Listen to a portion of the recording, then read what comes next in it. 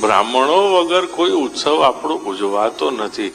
વેદની ઋચાઓ વગર આપણો ઉત્સવ શરૂ નથી થતો, તો પૂરો ક્યાંથી થાય?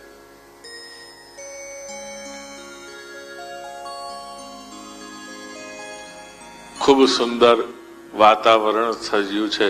ભગવાનના પ્રાગટ્યની વાત હોય અને થોડા થોડા અમી છાંટણા ન થાય તે ચાલે.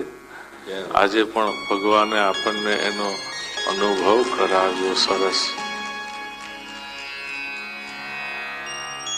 પુત્રનો જન્મ નથી થયો, આજ ભગવાન સ્વયં પધાર્યા છે.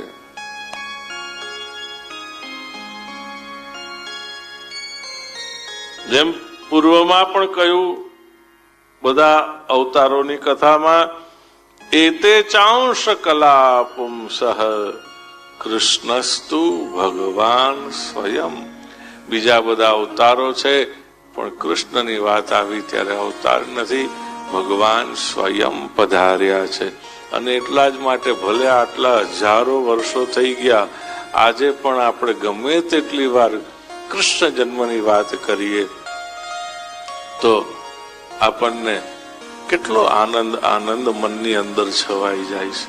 જાણે અબ ઘડી હમણાં જ અહીંયા જ એનું પ્રાગટ્ય ન થયું હોય, પધાર્યા ન હોય, પ્રગટ ન થયા હોય આપણી વચમાં, એવો આનંદ આપણા મનમાં, હૃદયમાં, ઉમંગમાં છવાય છે.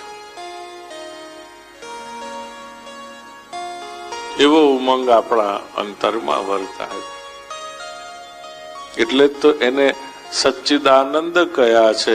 એટલે જ તો મંગલાચરણમાં પ્રથમ શ્લોકમાં કહી દીધું કે સત્યમ પરમ ધીમહિ.